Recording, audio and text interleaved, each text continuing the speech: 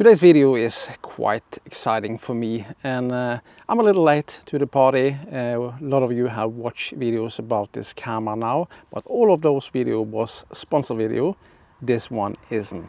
And what camera is it? Well, it's the Insta360 GO Ultra. I'm a showstopper, jaw dropper. Start stepping with me, you feel like $1 million. Winner, winner, chicken dinner. Yeah, looking so good, make you wanna lick your fingers. Oh, I'm just doing my thing. Looking so good, make the whole world say. I'm just doing my thing, doing my thing. Keep your eyes on this. Yeah. Keep your eyes on this. Yeah. Keep your eyes on this. Keep your eyes on this. You don't wanna miss it. Keep your eyes on this. Mic dropper, popping up my collar in the spotlight, and I can hear your mama holler. This is a huge upgrade from the previous one, and you're wondering what kind of camera is this actually, and I'm also wondering about it. Is this an action camera? Is this a travel or vlog camera? Or is it a hybrid, a mix between both of them? Do you get the best from both worlds? Well, today we're going to check it out, of course, do some video samples, and probably also test it against the previous model, which was the Insta360 GO 3S. This was also a huge upgrade from the other GO series, but the GO Ultra is probably the most exciting one, and it's a huge upgrade. But let's go over the specs a little bit and talk about what kind of camera this actually is, and is this probably all you need in a camera.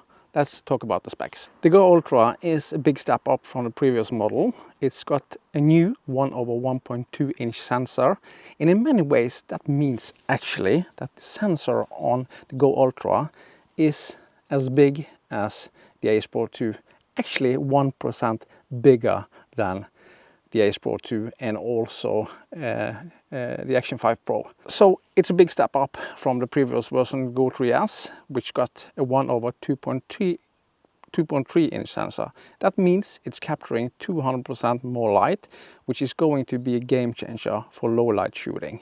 And that's some of the cool functions on the GO Ultra also. You have actually pure video mode. You're also getting 4K video at a buttery smooth 60 frames a second. That's also a big step up from the 30 frames a second you got on the GO 3S. For people that like to take photos, actually you have 50 megapixel photos on the GO Ultra compared to 12.5 megapixels on the GO 3S. Plus they finally added a micro SD card, and that's super cool. Now you don't have to be depending on the built-in storage. You can drain your SD card. Think about it, if you're out shooting all day long and you fill up the internal storage on the GO 3S, you have to dump it somewhere, and you probably not always have a computer nearby, but now you can have several SD cards with you and just change them. So what do you think? Like I said, this is not a sponsored video, and I'm a little late to the party. I know I have a bunch of videos to make about the GO Ultra, but what I'm going to do today is actually to compare the GO Ultra to the previous model, the GO 3S. I actually do like this little tiny camera, but this is in many ways a huge upgrade. And if you see the camera side by side, the GO Ultra is a little bit bigger. It is for sure. But not that much. It's still a tiny camera, and if you check out the little pod, it has a new design compared to the GO 3S. This is more a rectangular size. What it actually do mean, of course there are some limitation where you can put the camera. So let's see here. If you see the two pods side by side, you see the shape on the GO 3S is more like an oval shape, and you have the rectangular shape on the GO Ultra. So this is easier to mount vertical, isn't it? Vertical or horizontal, and stick it into places, while this is a square one, but still it's super tiny. When it comes to weight, I don't know, it feels more or less the same. But there are differences, of course. This has a much bigger sensor than the GO Ultra. So what I'm going to do today is actually just walk and talk and take some sample footage. I just want to see how the image quality is. And like I said, you have pure video mode on this tiny little camera. When I see what I added in camera now, I actually do have the latest update to it.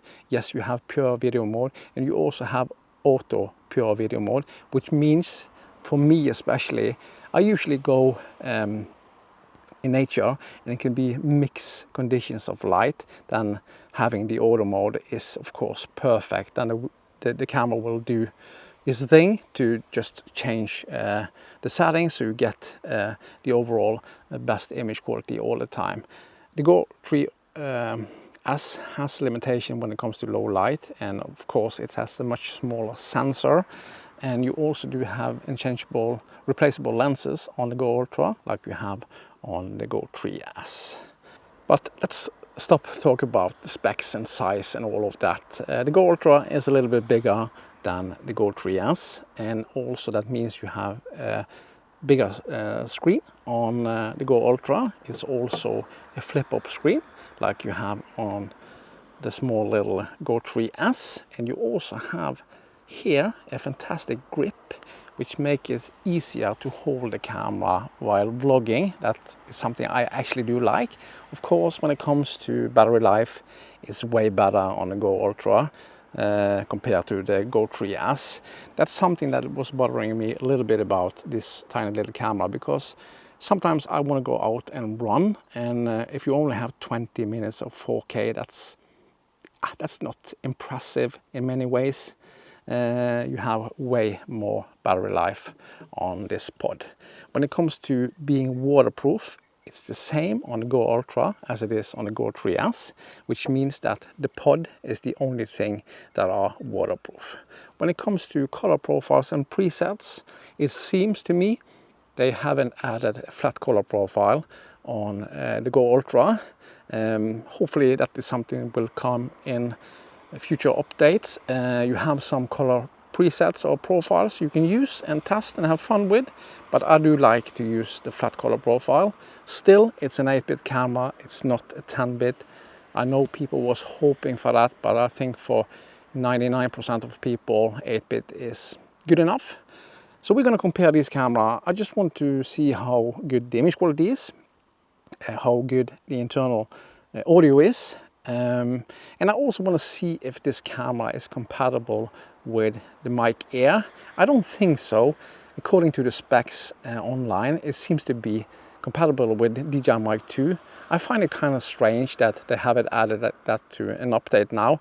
They hopefully will do pretty soon, because I want to use Insta360's mics, like the GPS mic and also the Mic Air.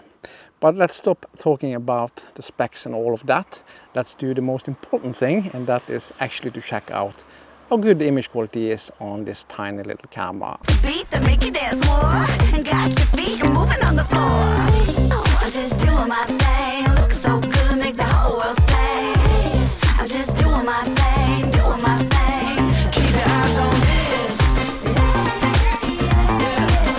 Keep your eyes on this. Yeah. Keep your eyes on this. Keep your eyes on this. You don't wanna miss it out.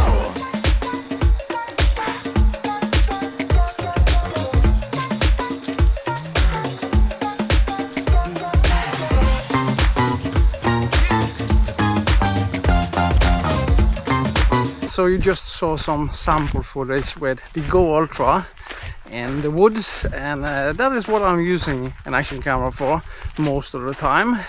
But now you can see the Go Ultra side by side with the Go 3S. Is it equal? Can you see a massive difference? And do you actually need to upgrade from the Go 3S to the Go Ultra? I would probably say yes. And the reason is that the Go Ultra had a massive upgrade compared to the Go 3S, but it's probably not necessary for all people. It all depends on what you use them for, and how you're going to use them, and what you need, and your preference.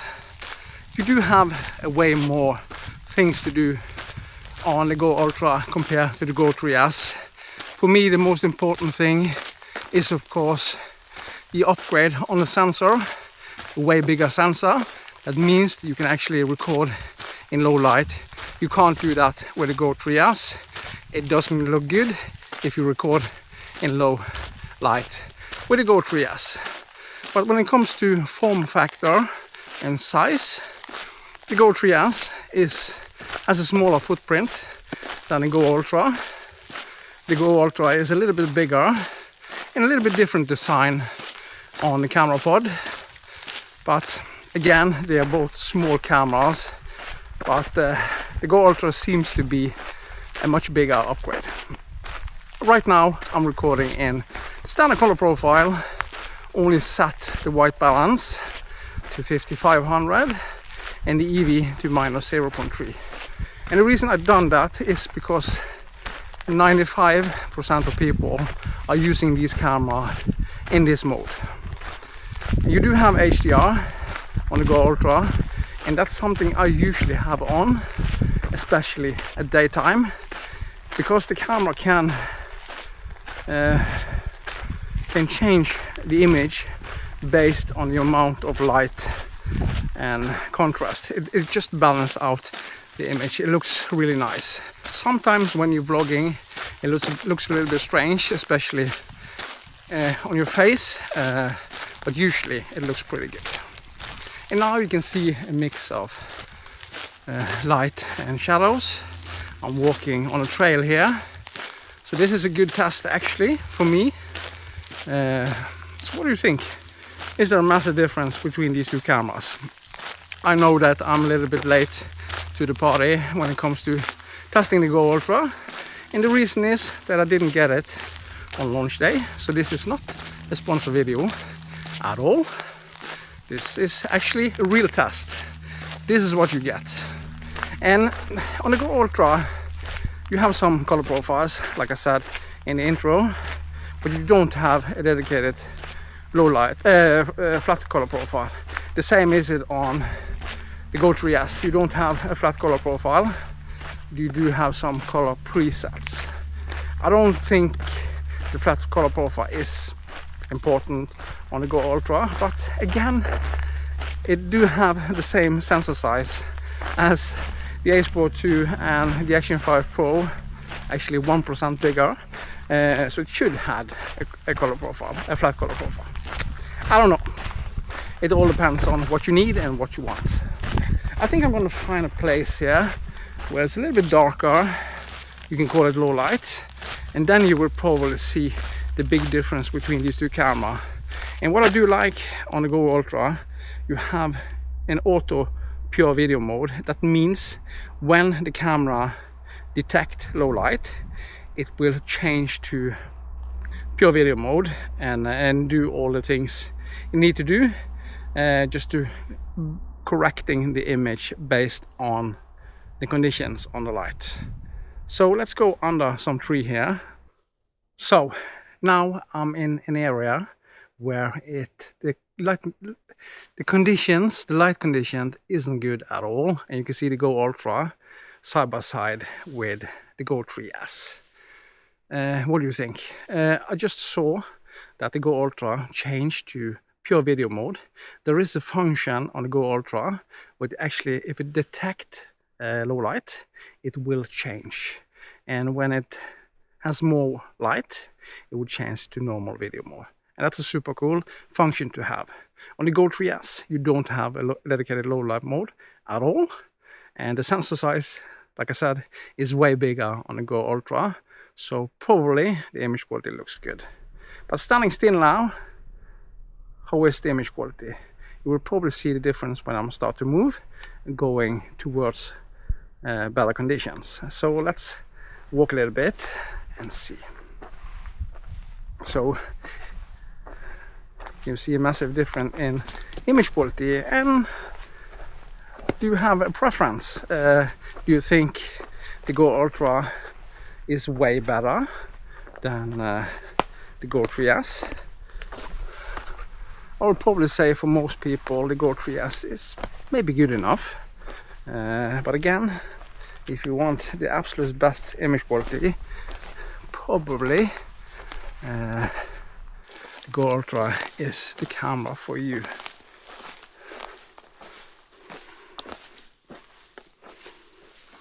I'm walking a little bit back and forward here under the trees just to see how the camera balances out the image, and it's super wet also, so I have to be a little bit careful so I don't get soaking wet.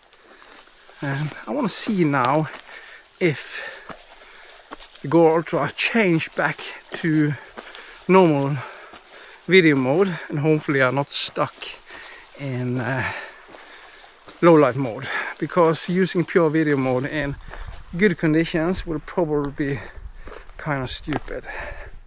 And it's still in pure video mode, and I find that a little bit strange, because if you start in a location where the condition isn't perfect, it shouldn't change back again to the normal video mode. So we're going towards the light now, and it's pretty bright here, but it's still in pure video mode. Let's see if it changed now when you go out to the sun. Still in pure video mode on the GO Ultra. Still not changing at all. If I'm facing, I have the sun behind me, and it's still in pure video mode. That's kind of stupid, if you ask me.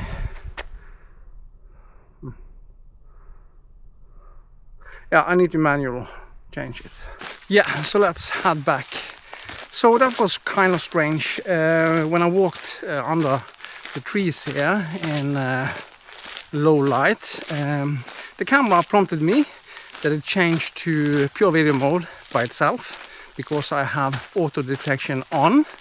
But when I walked towards the light, it didn't change back, and that's kind of stupid. It should do that, because if you are starting on a location, going into an area where the condition isn't good, and the camera auto change to another mode, it should change back to the best mode for the conditions. But I didn't do that, I had to do it manual. It could be a setting in camera, of course, but it didn't do the change. But what do you think? Is there a massive difference?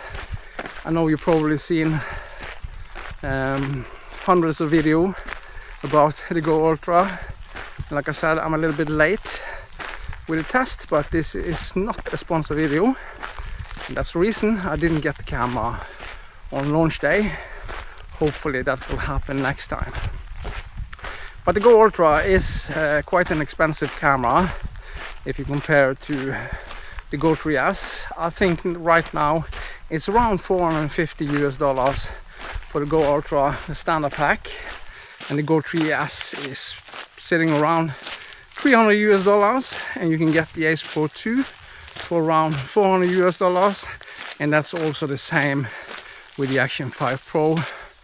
The most expensive camera now that you can call an action camera is the Insta360 X5, which sits around $550. So the GO Ultra is not a cheap camera, but it's a good camera with big sensor and a lot of cool functions. I haven't touched half of them, so this is just my first initial test with the GO Ultra. I just had some fun walking in the woods, doing some shots, having the GO Ultra mounted to my Flow 2 Pro, which it actually worked perfect, and now you can see the GO 3S side by side. So it's kind of difficult to recommend somebody to buy this over the other.